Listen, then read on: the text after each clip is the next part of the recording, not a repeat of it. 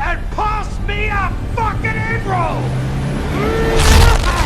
Chaos, moves, blood, humor, and adrenaline-pumping music. You name it, Mortal Kombat's got it. And the 2021 movie is nothing short of pure awesomeness. So obviously, we had to do a Volume 2 because this movie has more than 10 amazing moments. From an entirely new character to arcana manifestations, Mortal Kombat brought in some brand new elements and mashed it with the classic Mortal Kombat elements to make one hell of a movie. So sit tight and watch as we take you through the best moments of Mortal Kombat 2021, back with Volume 2.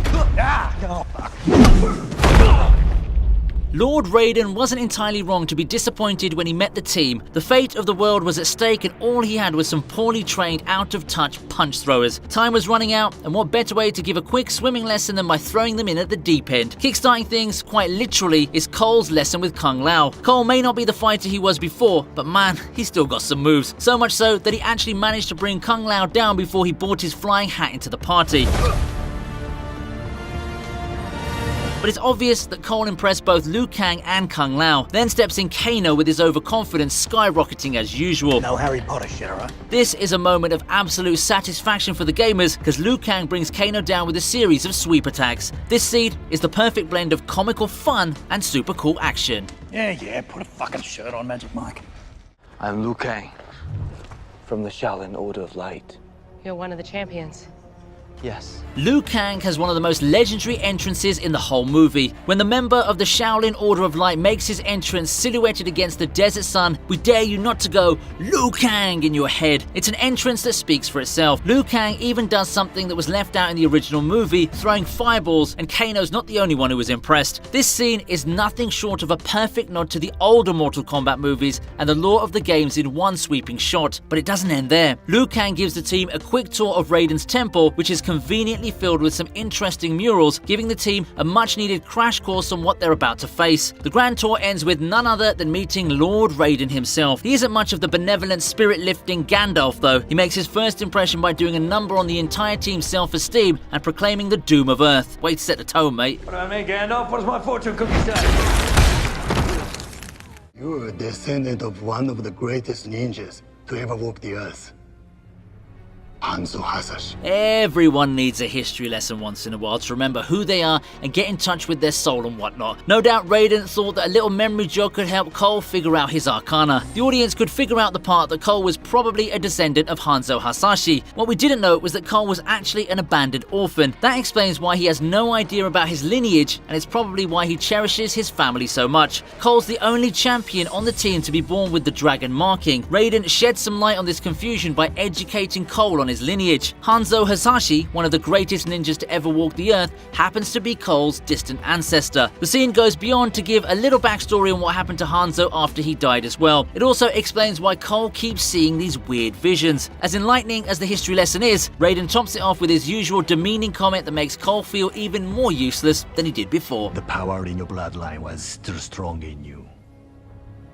Now I know that's not the case. No matter how many of my people you put in the ground, there will always be another to take their place. After the champions manage to beat up Shang Tsung's warriors, with a little help from the fires of hell, Shang Tsung himself decides to pop, though without his minions around he seemed a little lonely. Despite appearing to not care about his warriors, Shang Tsung still teleports the corpses of Sub-Zero and Goro into the Outworld. He could have left them to rot on Earth, but clearly he's still got some plans for them. This scene leaves a lot of promise for the future. The gamers know that death isn't a one-way road. Plenty of main characters have been killed off only to return later. Sub-Zero's actually one of the main examples of it. Bi-Han goes through his own version of a scorpion-like transformation and re-emerges a darker and more twisted character. So we'll probably be seeing more of him in movies to come. As for Goro, his story in the games have no resurrections, but there's nothing stopping this rebooted franchise to just take some liberties. I will not bring fighters.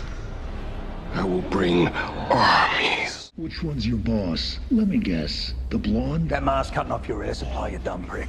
I don't take orders from anyone. No one in their right mind would associate Kano with any sentiments of loyalty or nobility. That guy is the scum of the earth, and he enjoys being that way too. So it wasn't much of a surprise when he betrays everyone. Even in the games, Kano is a self-serving mercenary. His brutality and aggression, combined with his cunning and calculated ways, makes for a challenging opponent to tackle. He has no issues with doing the dirty work, and as Gabal predicted, Shang Tsung loved him. Maybe love is an overstatement since he did seem genuinely irritated by Kano's constant jabber. Kano's ego is his most vulnerable point. That's how Liu Kang and Kung Lao managed to bring out his arcana. But it's also how Kabal gets to him and pushes Kano to betray them. The most pitiful part is how little it takes to persuade Kano. All Kabal had to do was bring in some glorious history, make a few slave jokes, then throw in some crude money multiplications. What, you didn't think you'd actually change me, did you?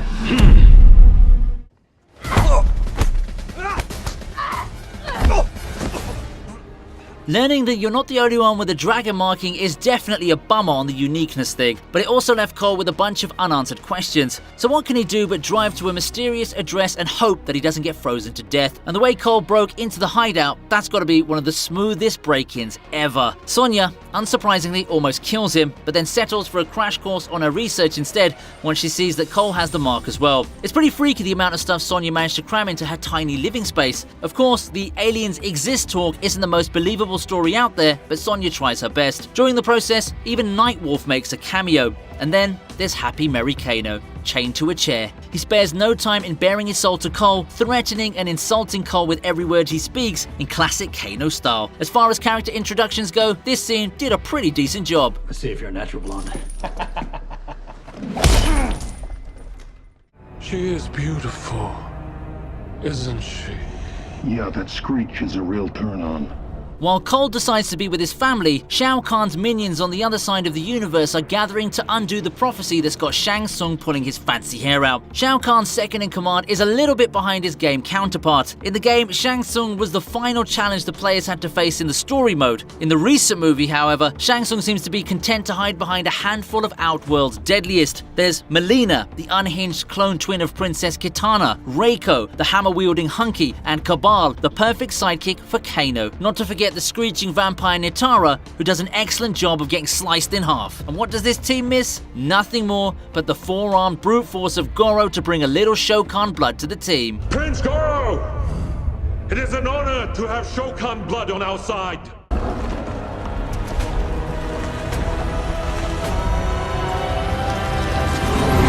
Finding the Arcana has been the main target in the champion's training. As Raiden merrily said, without the Arcana, you're just a liability to others. Jax feels this way even more since he's lost his arms as well. Being a dedicated soldier, the thought of being useless is absolutely harrowing to Jax. And as great as it is to have not died, Jax hates the fact that he was left with some sinewy metal arms that can barely punch. But arms or no arms, Jax still has the heart and soul of a fighter. He was relentless and ruthless when Shang Tsung's warriors ambushed the team and kept going without hesitation. Combine this with his close bond with Sonya, and it's clear from the start that these two had each other's back way before matching dragon tattoos became a thing. If watching her being killed couldn't trigger his Arcana, I doubt anything could. I love what a heart and soul character Jax is. How he'd rather destroy his prosthetic arms than watch his friend die was truly a moment for deep friendships. Top knot. The end. What's his name? Kung Pao. Pass us a fucking egg roll, would you? This is hands down one of the most entertaining scenes of the entire movie. Every Kano moment is a scene worth rewatching, but this one certainly takes the top. Like I said, finding the Arcana was a big deal in the temple. Liu Kang and Kung Lao were putting everything they got into helping the champions discover it. Fat lazy pig. What did you say? Terrible fighter. But pulling out Kano's Arcana by ticking him off was probably more fun for them than they'd ever admit. I completely lost it when Liu in all seriousness calls this hardened Australian mercenary an aggressive little bunny. You're like an aggressive little bunny.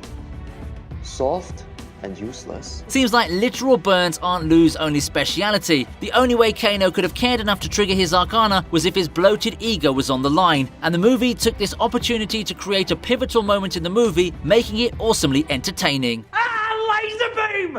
It's better than fireballs, you pussy!